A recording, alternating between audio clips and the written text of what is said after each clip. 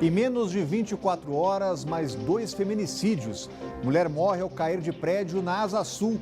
PM atira em companheira e se mata em seguida no Riacho Fundo 2. Tráfico de influência no GDF. A polícia faz buscas e investigação de favorecimento a grupos privados. Entre as empresas beneficiadas, hospital e shopping de classe média alta. Retirada estratégica. A defesa de Lula desiste de pedido de soltura para evitar debates sobre elegibilidade.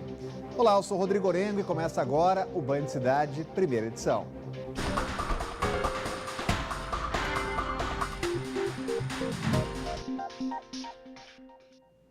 No dia em que a Lei Maria da Penha completa 12 anos, somos obrigados a noticiar mais uma tragédia envolvendo uma mulher.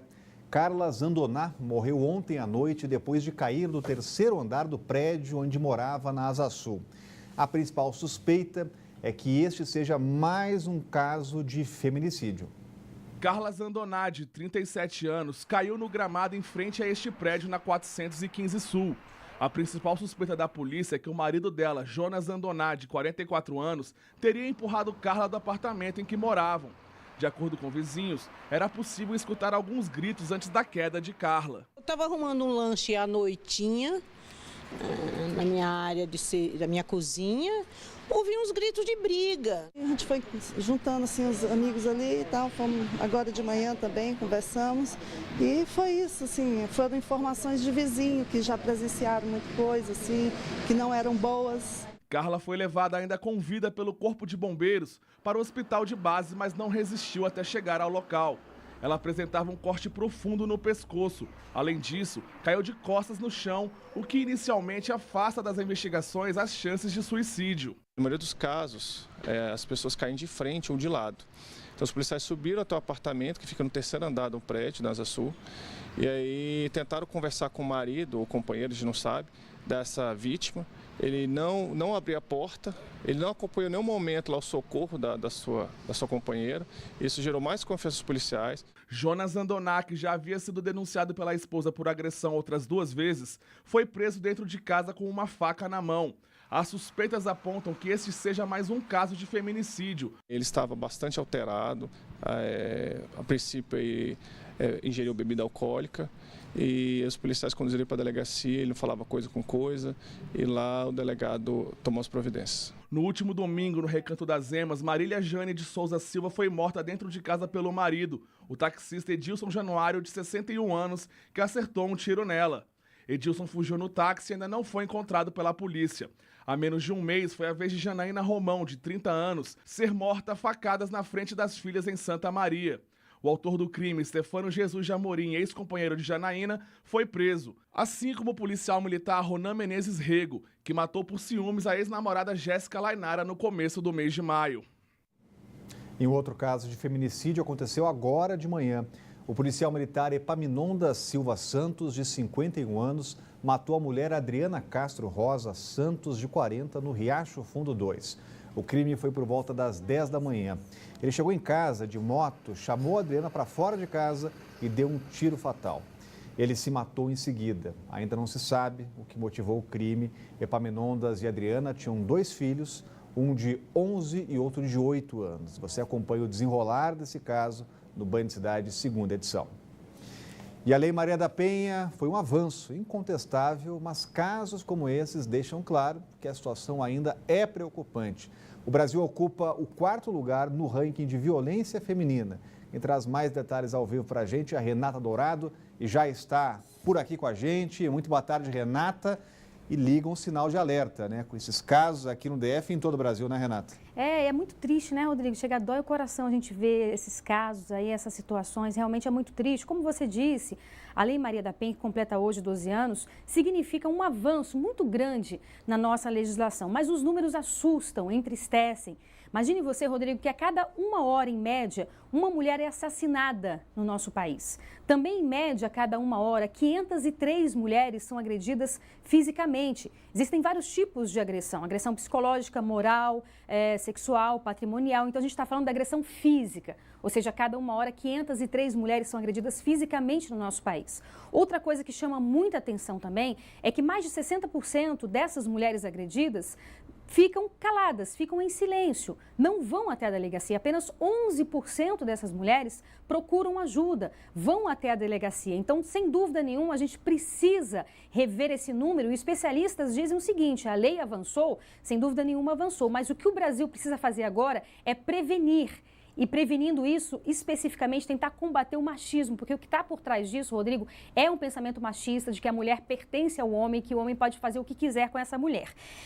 A Lei Maria da Penha, como a gente disse, completa 12 anos e é um caso emblemático. A gente vê aí imagens que, enfim, entristecem realmente. É um caso emblemático porque a Maria da Penha, ela sofreu 2 tentativas de assassinato, ficou paraplégica em uma dessas tentativas e o julgamento o caso demorou 18 anos para ter um desfecho, para ter um julgamento. Durante todo esse período, o agressor ficou solto. E aí o caso foi parar na Comissão Interamericana de Direitos Humanos da OEA, que condenou o Brasil por omissão e negligência. A partir daí, foi criada a Lei Maria da Penha. Em 2015, houve mais um avanço, a tipificação do feminicídio, que é o quê? É você matar a mulher pelo simples fato dela ser mulher.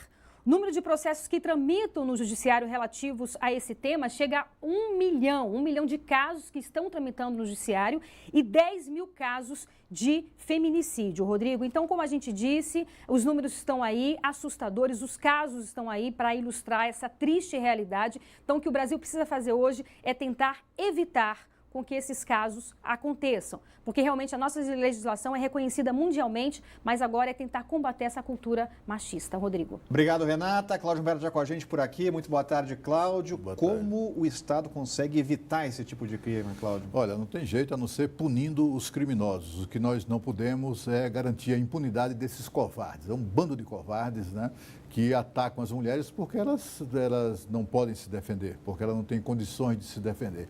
A gente vê que é muito frequente encontrar entre os agressores sujeitos fortões, musculosos, né, com os bíceps imensos, agora o pinto, ó, pequenininho. É por isso que eles atacam as mulheres covardemente. Essa Lei Maria da Penha foi um grande avanço na legislação brasileira, até porque agora, uma vez as autoridades policiais tomando conhecimento da agressão, não é mais possível, como era antes, da mulher, até por falta de opção até de sobrevivência, ou porque gosta do canalha, as mulheres, eram muito frequentes as mulheres irem à polícia para retirar a queixa. Hoje isso já não é possível e cada um de nós temos responsabilidade em relação a isso. Se você tem conhecimento de que o vizinho, de alguém do seu círculo, comete qualquer tipo de violência doméstica contra a mulher, contra crianças, denuncie. Denuncie que as autoridades farão o seu papel. E depois de 2 dias de audiências públicas no Supremo Tribunal Federal, a ação que pede a descriminalização do aborto no Brasil segue agora para a Procuradoria-Geral da República. Após parecer do Ministério Público, será marcado julgamento na Corte.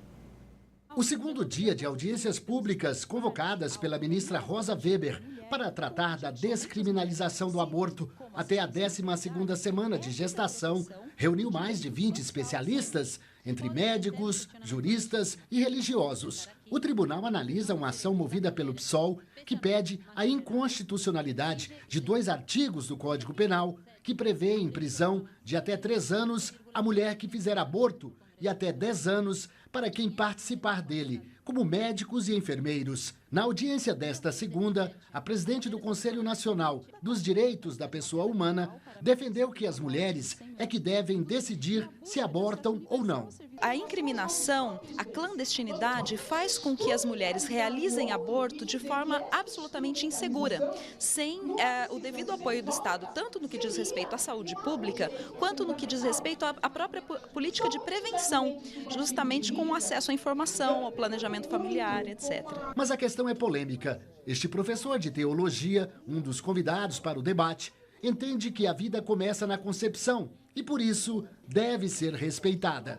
Quando eu parto do início da vida, a concepção ela se dá algumas horas depois da fertilização. E se eu entro e defendo o abortamento, eu estou interrompendo uma história que se inicia com a identificação do código genético, que eu chamo de grau 0 do conhecimento. Todos os demais argumentos que estão sendo apresentados desconsideram o ponto de partida. Foram quase 50 especialistas que se revezaram nos 2 dias de audiência pública. Os números apresentados por universidades e pelo Ministério da Saúde mostram um quadro preocupante para as mulheres que decidem fazer o aborto ilegalmente. Uma pesquisa de 2016, feita após cruzamento de dados do IBGE, apontou que 1 em cada 5 mulheres de até 40 anos já abortou pelo menos uma vez na vida. Mais da metade precisou buscar atendimento em hospitais por complicações no procedimento. Apesar da oposição de parlamentares que defendem apenas o envolvimento do Congresso na questão do aborto, a ministra Rosa Weber disse que o Supremo pode sim atuar para resolver o conflito. É que a Constituição, no seu artigo 102, parágrafo 1º, a nossa lei fundamental é que diz com todas as letras: a arguição de descumprimento de preceito fundamental decorrente desta Constituição será apreciada pelo Supremo Tribunal Federal na forma da lei. Com o fim das audiências aqui no Supremo, a ação que pede a descriminalização do aborto segue agora para o Ministério Público Federal. Só depois do parecer da Procuradora-Geral da República, Raquel Dodge, é que a ministra Rosa Weber vai elaborar o voto e encaminhá-lo à presidência do tribunal. Não há prazo para o julgamento. E a seguir, a Polícia Civil faz buscas e operação que investiga tráfico de influência no GDF. O esquema de favorecimento beneficiava desde o hospital a shopping de luxo. Banho de Cidade, volta já.